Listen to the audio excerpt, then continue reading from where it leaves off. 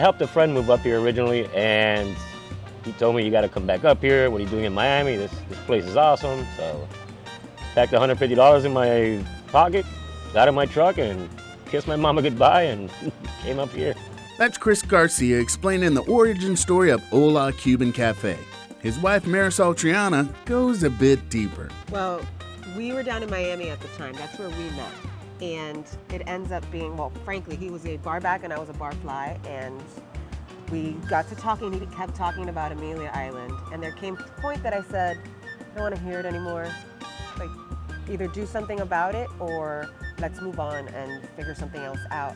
But he was really adamant, and I said, let's put pen to paper. Business plans is where it's at, right? Everybody's got a great idea, but they tell you, you gotta put pen to paper, or it's just a thought. Noted. One thing I have learned, and this story confirms, someone has to believe in your dream as much as you do.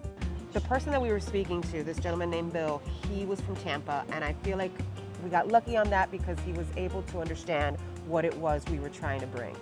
And that helped out a lot. Because, I mean, Cuban food's not just Cuban food, it's Cuban food with a side of culture. It's part of us. It's why we start drinking coffee when we're 4 years old. And it's just a little bit of a ritual, quite frankly. And we needed somebody to really believe in what we were trying to bring.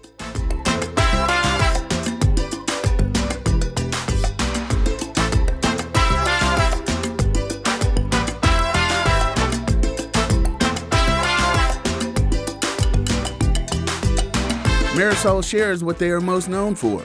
We definitely have expanded our menu. We're definitely known for the morning, right? I think some of it started because folks were a little intimidated by the Cuban coffee, and so they want to drink it in the morning. Unlike us, we drink it at all hours of the day.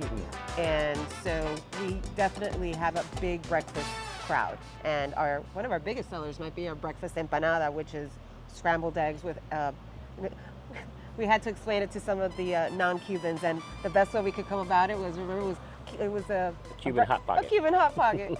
I met them when Hola was basically a coffee shop with pastries and a Cuban sandwich. It has definitely evolved over the years. Yeah, we just started to expand. He loves to cook, and thank God, because, so he has been playing around all the time, and I keep telling him just add some more items, and he did, and they've been a big hit. I mean, your beans and rice is what we were all made of. So it was just a natural way of expanding a little bit the menu with just a couple of extra things. The newest one, I think, is the lentil stew. Yeah, the lentil and with the lentil with Spanish chorizo. And we actually got really inspired with that because of our trip to Spain when we went to visit and reconnected with our family that we didn't even know was there. We found each other through Facebook, and some of the journey was learning some of these new recipes and embracing it and understanding.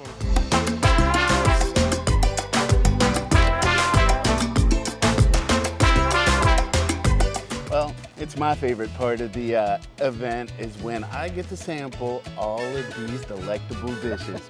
I mean, full disclosure, like when we first met, I'd had a Cuban before, but you guys were like, oh, you have to have our Cuban. And so I know what a Cuban is like. I mean, it's ham, pulled pork, some Swiss cheese, a pickle that's got some, and then is there, do you guys have like the Peruvian sauce, or what kind of sauce? Peruvian. I know, that was so dumb. My bad. But I've had Cubans with Peruvian sauce. But so we have a mojo sauce. Mojo, that's what it is. It's vinegar-based, sour orange garlic. It is not spicy, but it's very citrusy, very Caribbean, and it's basically what we roast our pork in. Yeah. You know what's interesting about these flavors is, like, you say it's not spicy. I don't find that a lot of it is spicy. It kind of leans more towards sweet. And I mean, like, not overpowering sweet, but it's not something that's where, like, it's gonna bite you. So it's really kind of inviting. And it's like, and then the mojo sauce gives it a little bit of a tart tang with that vinegar, so I'm with it. But I want to get into this lentil soup. I don't think I've ever had lentil soup, and I definitely haven't had it with, oh yeah, I should probably use a spoon. Guess who hasn't had a lot of experience with soups? So that's one of my favorites now on a trip, and sometimes I order and even get some rice to put in there as well. The chorizo makes a big difference. Yeah. You know what I would put in there? It's just my own private Idaho. Just myself. I would throw a little heat on here, just get a little extra punch. But this is nice. And then warm. I mean, as we get into the cooler. It's cold in Florida. It's Florida. It'll get you. Florida. I've been here 9 years. I've never heard that. All right. I'm down for some lentil soup. You might have to get that recipe so I can take it at home. Chris will hook you up. And then you guys are known. Well, this is new. Beans, rice.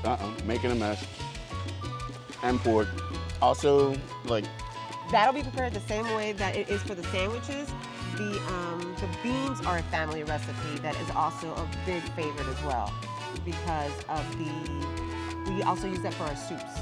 So if you like beans, but you're not down with the rice because of the carb loading and all that fun stuff. Get over it. And so you got to get it all together. I'm making a mess here. So I got some bean. Oh Lord. For the love of God. I love this. My grandmother would have loved you. I'm sure I would have loved her because I would eat everything. She's Just like, loves to feed. That's grandmother's love language, right? Grandma, I'm glad we didn't make, I don't need to get any bigger. Thank you. This is amazing. I'm coming to your house for anything. You can come the back. holidays. All right.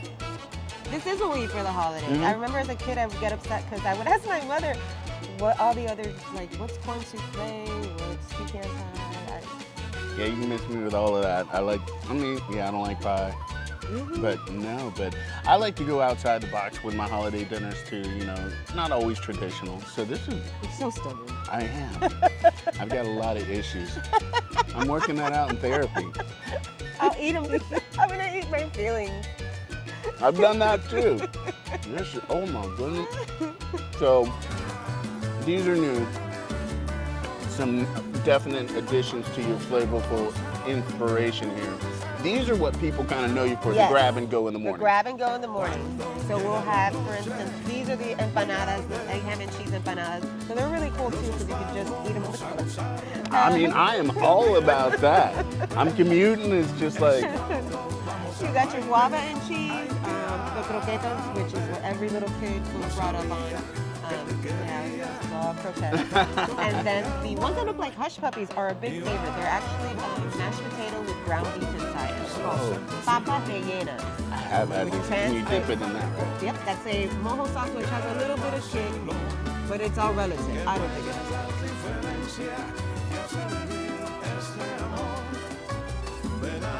Comfort food. That's all I want. It's just comfort food, y'all. Come up here to Amelia Island. Immerse yourself in the comfort of the people around you because it's a really dope community. And then immerse yourself in some comfort food. All this Cuban collectibles. All right, it's a lot. I will share. Now we're just, you're right. All right, we'll see you guys.